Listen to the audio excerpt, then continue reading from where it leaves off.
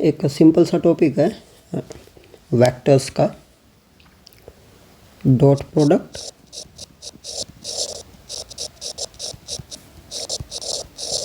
And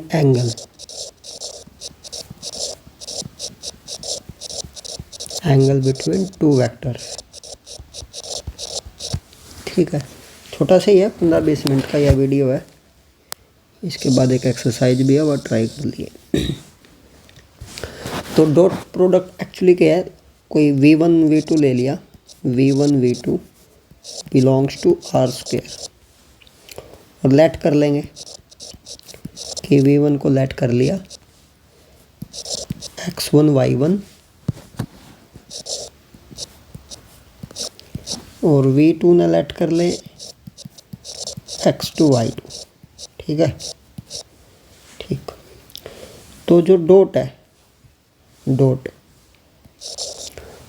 actually dot से denote करेंगे v1 dot v2 equal to x1 y1 dot x2 y2। ठीक है, इन हम ऑर्डर्ड पेयर में मल्टीप्लाई करेंगे। कैसे? x1 की मल्टीप्लाई x2 के साथ equal to x1 x2 plus y1 की मल्टीप्लाई y2 के साथ y1 y2। ठीक है, ये इसका डॉट प्रोडक्ट बनेगा। एग्जाम्पल के ले लेंगे, एक छोटा सा एग्जाम्पल ले लिया 1,3 यो v1 है और -2,4 यो v2 है। तो v1 डॉट v2 क्या होगा 1,3 डॉट -2,4। ठीक है, इक्वल टू हो जाएगा 1 multiply -2 which is -2 and 3 multiply 4, 3 multiply 4 is 12। ठीक है, ये इसका डॉट प्रोडक्ट है। इक्वल टू हो जाएगा -4 नहीं 10 प्लस का 10। ठीक है, बस ये है डॉट प्रोडक्ट, और कुछ भी नहीं है ज़्यादा। एक और एग्जांपल ले ले, एग्जांपल 2 ले लिया। चलो एग्जांपल 2।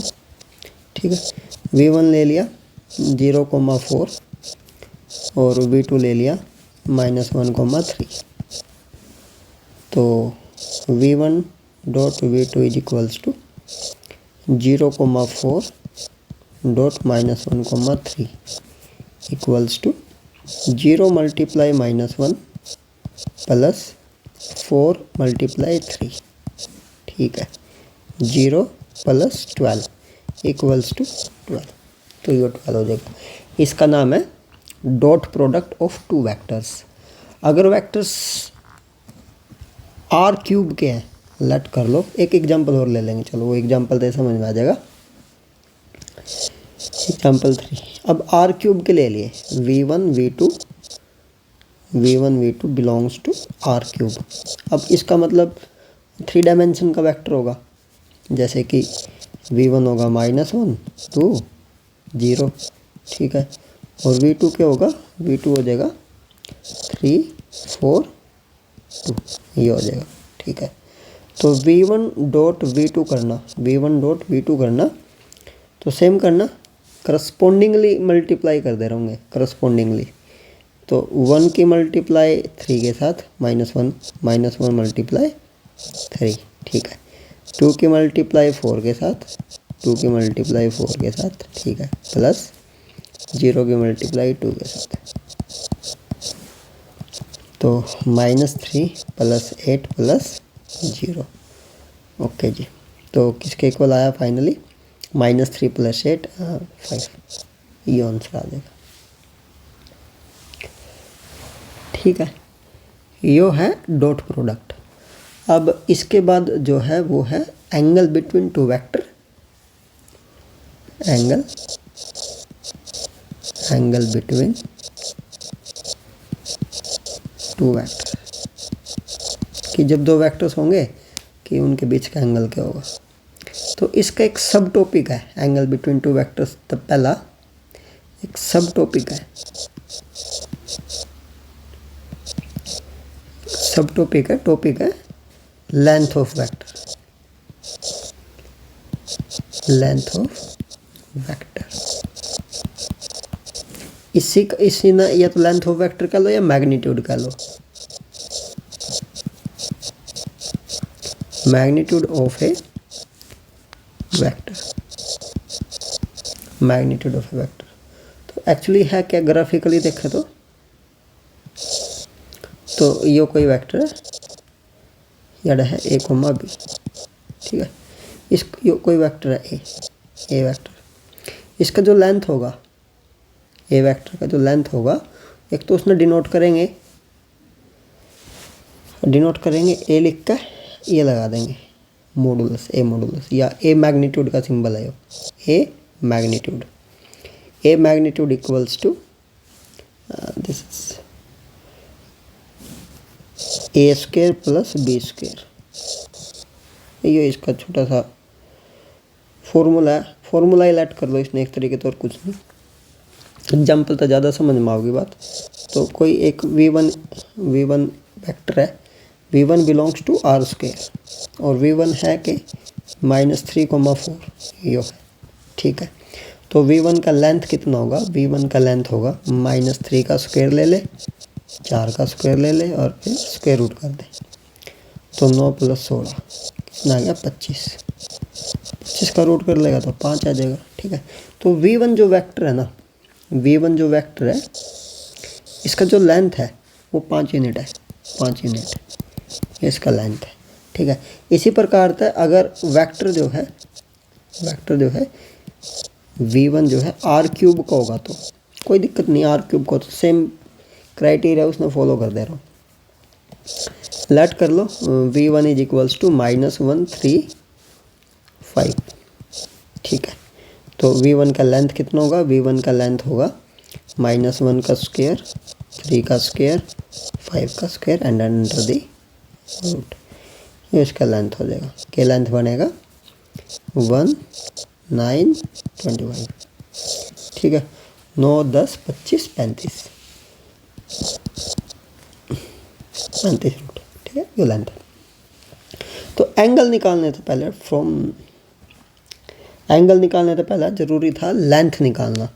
अगर लेंथ आ जाएगा तो फिर एंगल आऊगा, ठीक है। अब बात करेंगे एंगल की।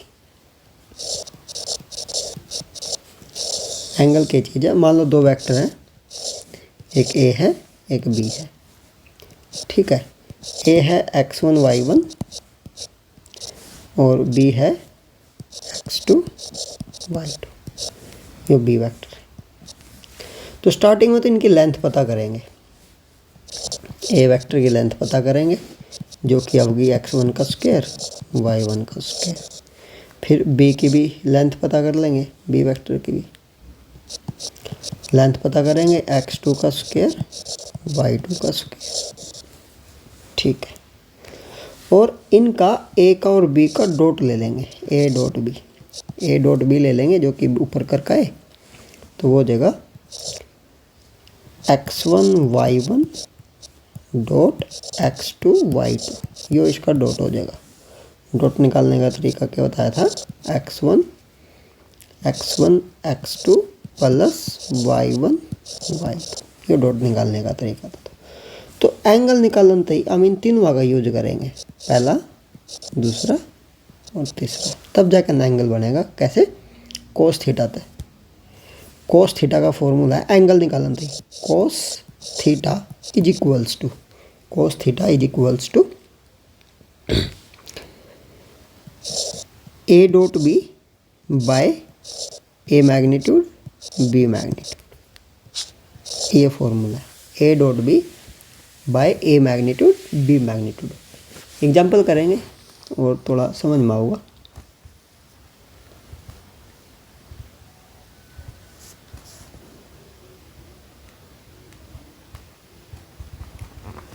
इससे ना चाह अगर तो लिख सका, बट मैं नहीं कहूँगा कि वो इस तरीके तक समझ में आऊगा।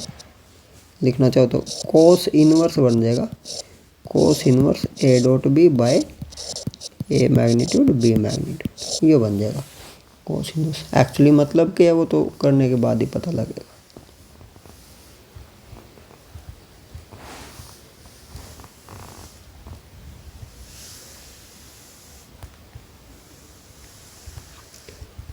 ठीक है, एक एग्जांपल लेंगे। चलो, एक वेक्टर ले लिया ए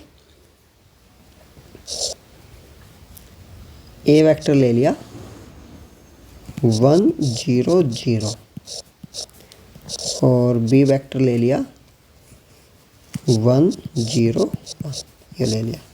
तो फाइंड करना है, फाइंड एंगल बिटवीन दैम। ठीक है, तो एंगल निकालने के लिए 3 चीज़ों की रिक्वायरमेंट है। पहला ए डॉट बी कर ले, सबसे पहला ए डॉट बी। अब करस्पॉन्डिंगली मल्टीप्लाई कर ले, थोड़ा आसान होगा। 1 ने 1 तक कर दे 1 आ जाएगा, प्लस 0 ने 0 तक कर दे 0 आ जाएगा, 0 ने फिर 1 तक कर दे तो 0 आ जाएगा, फाइनली 1। ए का मैग्नीट्यूड पता करो। ए का जो मैग्नीट्यूड होगा वो होगा 1 का स्क्वायर प्लस 0 प्लस 0। ठीक है, तो 1 आ जाएगा। बी का मैग्नीट्यूड देख लो, 1 का स्क्वायर करेंगे 0 और 1 का स्क्वायर करेंगे तो ये √2 आ जाएगा, √2। ठीक है जी, आया। कोस थीटा का फॉर्मूला लिख लेंगे, cos theta is equal to A dot B A magnitude B magnitude. ठीक है, अब सारी वैल्यू पुट कर दे। कैसे? ए डॉट बी का आंसर है 1, ए मैग्नीट्यूड का आंसर है 1, बी मैग्नीट्यूड है √2। तो क्या मिलेगा? Cos theta is equals to 1/2। ठीक है, अब फाइनली एंगल पता करना ना, तो ये पता करो सबसे पहला कि ये जो वैल्यू है ये कहाँ है, किस एंगल पे है। मतलब 1/√2 चेक करा तो कोस 45 डिग्री की वैल्यू 1/√2 होगा। कोस 45 वो टेबल है एक, ठीक है, उस टेबल में तो मिल जाएगा। कोस 45 कितना हो जाएगा? 1/√2। तो यार इसने हटा दे, अब इसने चलो इसमें लिख ले, कोस थीटा लिख ले, इसने हटा दे इसके जगह, क्योंकि 1/√2 है। अब 1/√2 का एक मतलब यो भी है कोस 45, तो कोस 45 लिख ले। ये आड़े तो देखेगा कोस थीटा बराबर कोस 45, तो खुद अंदाज हो जाएगा थीटा जरूर के है 45 डिग्री है। ठीक है, जो जरूरी एंगल्स है वो लिख दूंगा मैं, कौन कौन से हैं।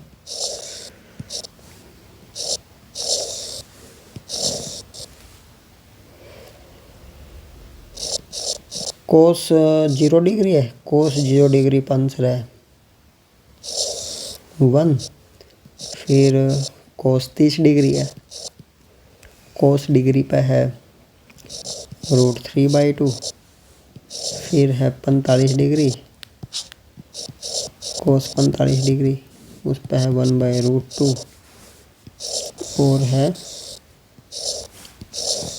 कोस 60 डिग्री है, कोस 60 पे है 1/2। और कोस 90, ठीक है, कोस 90 पे है। बट कोस के यही एंगल है जो अपने काम के हैं फिलहाल तो। ठीक है, इतना डॉट प्रोडक्ट।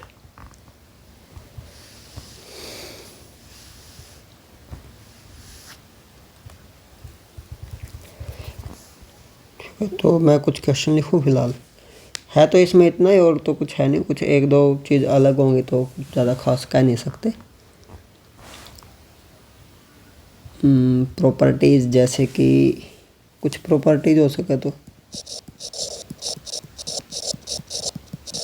अगर काम आई तो ठीक है। कैसी प्रॉपर्टी? मान लो 2 वेक्टर ले लिए, दोनों वेक्टर पैरेलल है। अब पैरेलल है तो इनके बीच में एंगल कितना है? एंगल है 0 डिग्री। ठीक है जी, तो लिख दो कोस थीटा का क्या फॉर्मूला होगा? A dot B A magnitude B magnitude. अब क्योंकि एंगल 0 डिग्री है, 0 डिग्री है तो यहाँ 0 रख दे, कोस 0 डिग्री, तो ये हो जाएगा A dot B by A magnitude B magnitude. ठीक है, अब कोस 0 का आंसर कितना है? कोस 0 का आंसर तो 1 है, कोस 0 की जगह 1 लिख दे। 1 is equal to A dot B A magnitude, cross multiply कर ले, क्रॉस मल्टीप्लाई करेगा तो मिलेगा A magnitude B magnitude is equals to A dot B. ठीक है, ये एक रिजल्ट है पहला। तो क्या रिजल्ट निकल कर आया, अगर ए पैरेलल बी, देन अगर ए वेक्टर और बी वेक्टर पैरेलल होंगे, पैरेलल मतलब ऐसे होंगे, तो फिर देन ए मैग्नीट्यूड बी मैग्नीट्यूड जो होगा वो ए डॉट बी के बराबर होगा। ठीक है, पहला रिजल्ट तो ये है। अब एक दूसरा रिजल्ट है, अगर एक वेक्टर यो है ए और एक वेक्टर यो है बी।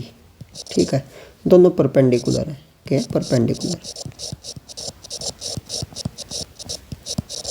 परपेंडिकुलर का मतलब है 90 डिग्री का एंगल बना रहे। ठीक है, तो क्या होगा, cos theta, again cos theta is equal to A dot B, A magnitude B magnitude. अब कोस थीटा 90 है, तो 90 है तो कोस 90 रख देंगे, ए डॉट बी कर देंगे, ए मैग्नीट्यूड बी मैग्नीट्यूड कर देंगे। अच्छा, कोस 90 तो जीरो है, zero is equals to A dot B, A magnitude B magnitude, implies ये क्रॉस करेंगे जीरो हो जाएगा, फाइनली मिल जाएगा A dot B is equals to zero. ये ठीक है, तो दूसरा रिजल्ट के सामने आया, नंबर 2, इफ ए परपेंडिकुलर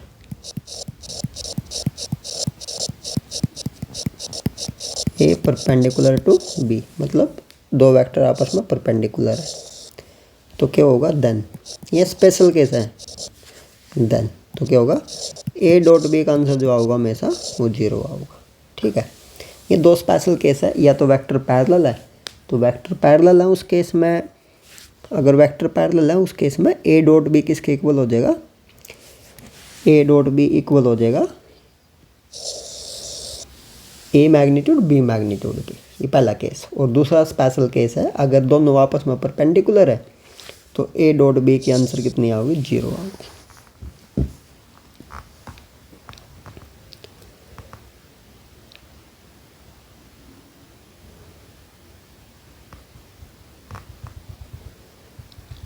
ठीक है, एक सवाल है इसका, अच्छा सा सवाल है, वो सवाल देखेंगे कर प्रॉब्लम कैसी है। ठीक है, अच्छी खासी प्रॉब्लम है।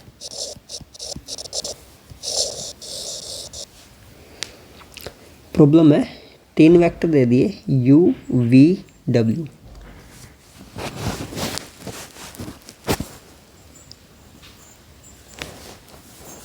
तीन वेक्टर है u v w, और वो मेंशन कर दिए u v w s भी है।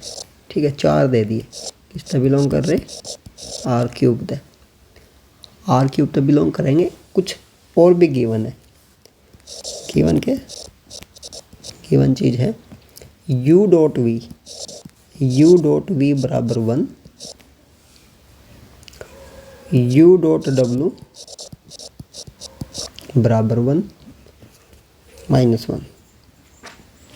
ठीक है, u dot s 0, u dot s बराबर 0। और कुछ मेंशन है कि v क्या चीज़ है, v मेंशन है 1 2 3,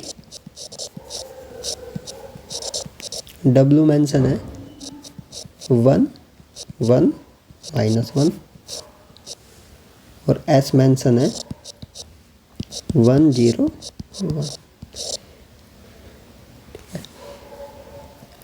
if u is equals to A B C, ये find A plus B plus C. ठीक है, लगा है कि शायद पता नहीं क्या चीज़ लिख दिया, इसे है नहीं, थोड़ा सिंपल है, सिंपल नहीं है तो भाई सिंपल बना देंगे इसमें। ठीक है, सिंपल कैसे बनावे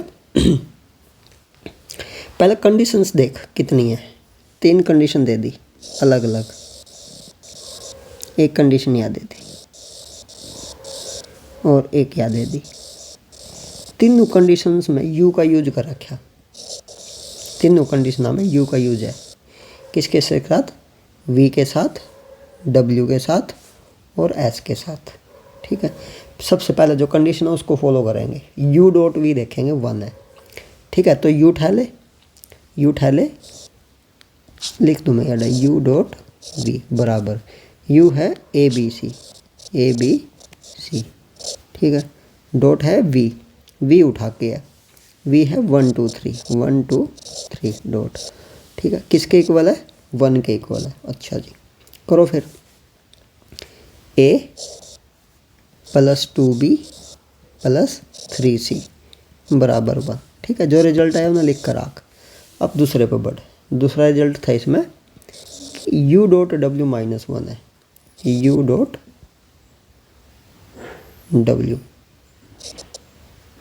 ठीक है, u है ए बी सी और w है, w उतारो, w है 1 1 माइनस 1, किसके इक्वल है, -1 के। ठीक है, तो क्या हो जाएगा, a प्लस बी माइनस सी बराबर -1, नंबर 2 इक्वेशन हो जाएगी। ठीक है, तीसरी कंडीशन है u डॉट एस की, u डॉट एस 0 है, तो लिख ले u डॉट एस बराबर u है ए बी सी। अच्छा, ठीक है, एस किसके बराबर है, एस गिवन है, एस गिवन है 1 0 1 1 0 1 के रिजल्ट है 0 रिजल्ट है। तो डॉट करेंगे इनका, डॉट करेंगे तो करस्पॉन्डिंगली मल्टीप्लाई कर a, करस्पॉन्डिंगली मल्टीप्लाई कर 0 आ जाएगा, फिर c ने इसकी लगा दे, क्या हो जाएगा, टोटल c आ जाएगा। या नंबर 3 रिजल्ट आ जाएगा। ठीक है, या तो मैं इन तीन वाने इकट्ठा लिख लूँ एक बार, फिर जल्दी हो जाएगा थोड़ा। तो कैसे, 3 वाना लिख के देखेंगे। जो फर्स्ट है, फर्स्ट आया था a plus 2b, a plus 2b plus 3c बराबर 1। दूसरा रिजल्ट था a प्लस बी माइनस सी बराबर -1। और तीसरा था a प्लस सी बराबर 0।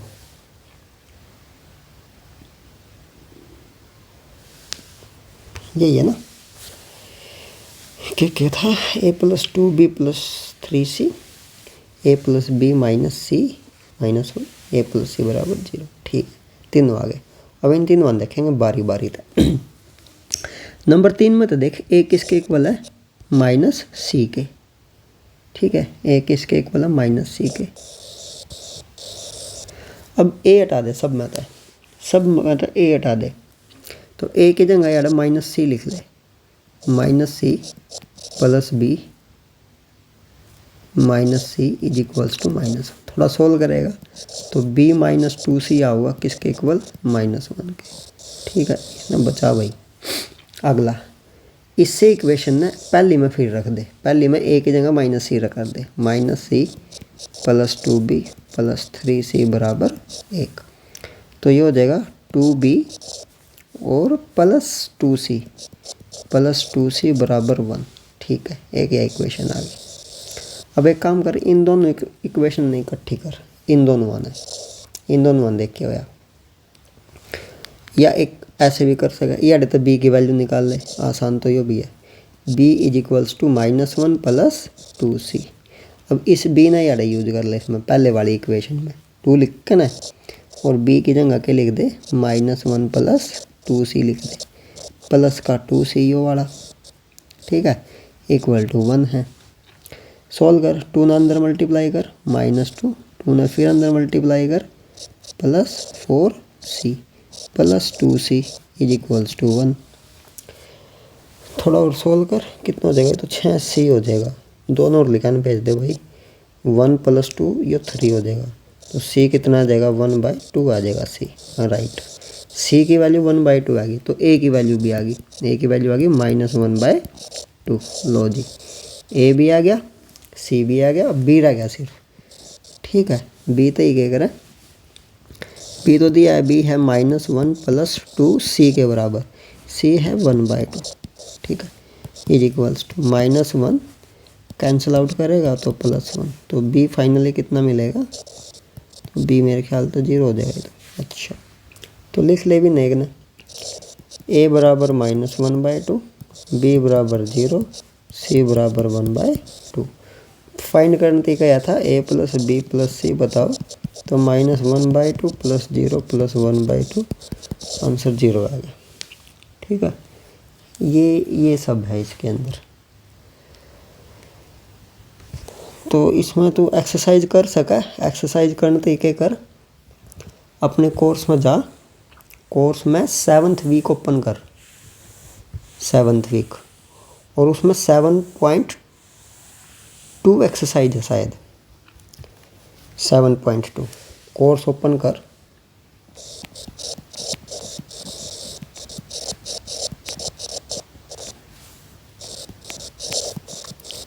And C exercise 7.2। ठीक है, 7.2 एक्सरसाइज में मिल जाएगा।